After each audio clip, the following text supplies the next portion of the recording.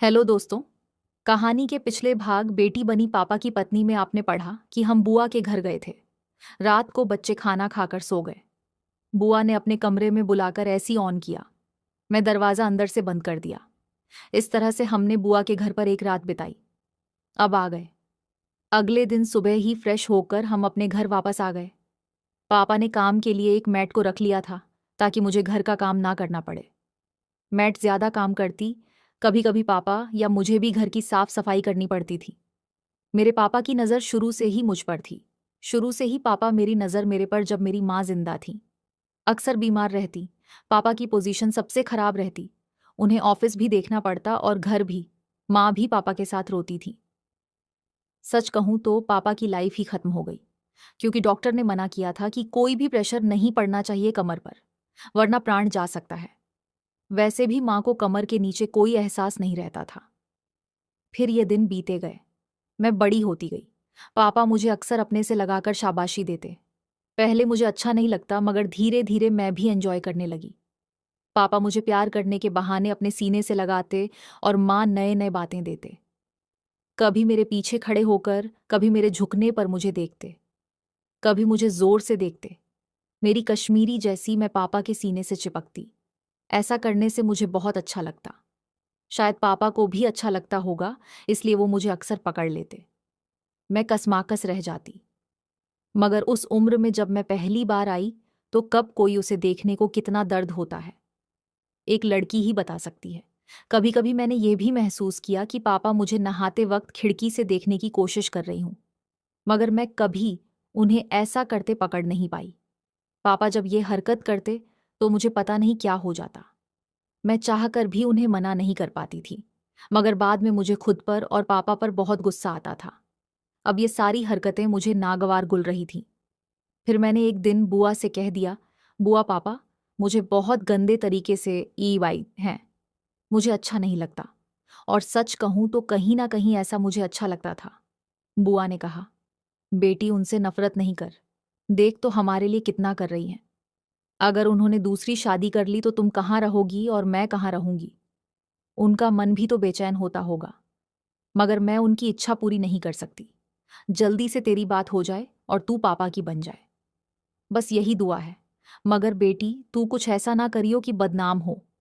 इसका असर ये हुआ कि मैं चुपचाप कर पापा के टच का एहसास लेने लगी, लेकिन वो अपनी गोद में बैठाते और मुझे अच्छा लगता।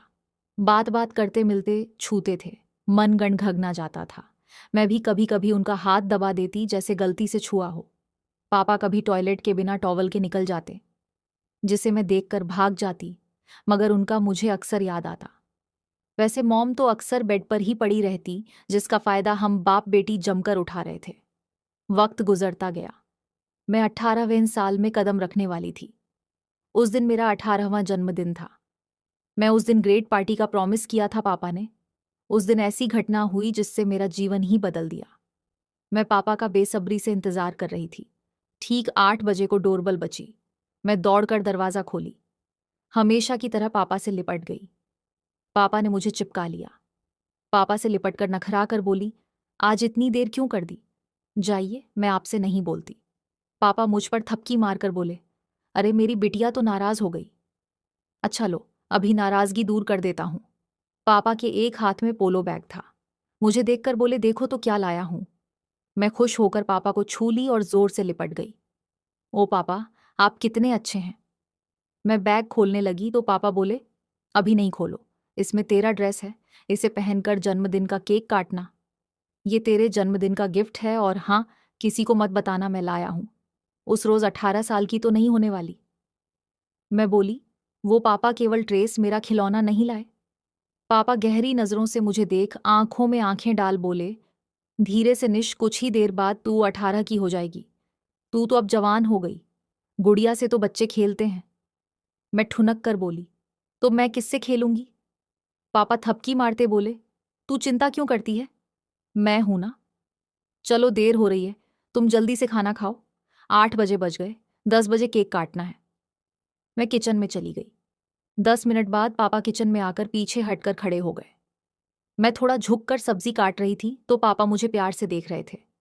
ये पहली बार नहीं था, ऐसा अक्सर होता था। जब मुझे लगता कि पापा किचन में आ रहे हैं तो मैं जानबूझकर पहले ही झुक जाते ताकि पापा को अपने यहाँ पर सड़ने से आसानी हो। पापा बोले, मैं बाथरूम जा रहा हूँ, तुम खाना लगा देना। मैंने देखा पापा हाथ में टॉवल साबुन के अलावा एक छोटा डिब्बा भी था। आराम से बनाओ खाना, बातों में लेट होगा, कहकर पापा चले गए। आधा घंटे के बाद पापा बाहर आए और बोले, जाओ जल्दी से नहा धोकर नया वाला ड्रेस पहन लो। मैं अंदर जाकर बैग खोला जिसमें देखकर लाज भी आई और पापा पर प्यार भी। उसमें मिनी स्कर्ट और शर्ट के अलावा एक सादा रंग का कपड़ा भी था। मैं सोबर के पास गई तो उस डिब्बे पर नजर पड़ी। बहुत खुशहाल से बस उठकर देखा। जब पता चला तो सनसना गई। माऊ क्रीम था जो आधा खाली था। ये सोचकर सनसना गई कि पापा ने अम्मी समझती थीं कि पापा ने क्यों कहा था कि देर होगी। मैं नहा का कपड़ा पहन ली तो पापा कपड़ा काफी छोटा था। शायद पापा पहली बार लाए थे, इसलिए साइज मालूम नहीं था। उस पर मिनी स्कर्ट अलाउड, फिर शॉर्ट पहन लिया। शॉर्ट में फ्रेश बटन था, पहनने से आसानी हुई। तभी पापा की आवाज सुन रही थी, नीचे कितना देर लगा दिया। मैं अंदर से ही बोली, हो गया पापा, आती हूं। तो पापा बोले, ठीक है, तुम ऊपर वाले रूम में चली जाना, तुम्हारा केक वहीं रखा है, मैं बच्चों की नींद का दवा दिखलाकर आता हूं। मैं ऊपर छत पर कमरे में गई। वहां का बल्ब ऑफ था, एक मोमबत्ती जल रही थी। मैं समझी कि इस रूम का बिजली खराब है, इसलिए पापा ने कैंडल जलाया होगा। रोशनी इतनी कम थी कि कुछ भी साफ नहीं दिखता था। पापा ने सारा इंतजाम कर रखा था। टेबल पर 18 कैंडल सजा था। तभी पापा अंदर आए। मैंने देखा, ये क्या, पापा तो एक डिप था, बस एक पतला सा गमछा कमर में लपेटे रखा जो आसानी से कुछ उठा। पापा मुझे अजीब नजर से देख पास आकर बोले, ओ गॉड, मेरी निशी तो दुनिया की सबसे सुंदर लड़की है। मैं शर्मा कर पापा से लिपट कर बोली, मेरे पापा भी तो सबसे अच्छे हैं। पापा का हाथ जहां जाना था जा चुका था। पापा को मन ही मन खुश हो गए क्योंकि उन्हें एहसास हो गया कि मैं अब खुश हो जाती हूं। मगर इस बार तो पापा ने हद से आगे बढ़ गई। पापा अपना हाथ मिनी ड्रेस पर ले आए। मैं पापा की इलास्टिक को ऊपर करने की कोशिश की।